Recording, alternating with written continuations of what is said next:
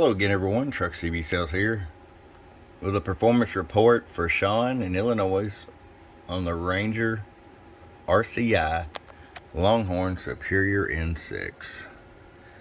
We got it ready to go for you, bud. Got this thing loaded out. Our tune alignment, all the goodies. We'll start with the RF power all the way down. 500 watt slug.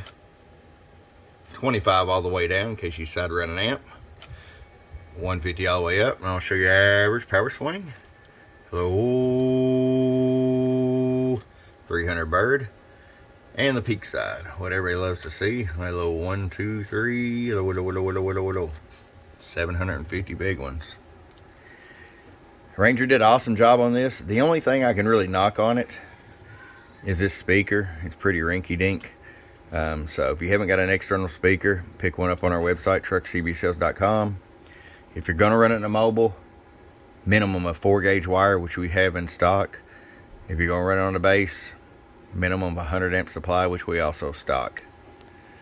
All right, Shaun, we'll get this up your way from your friend Truck at truckcbsales.com. Bye-bye.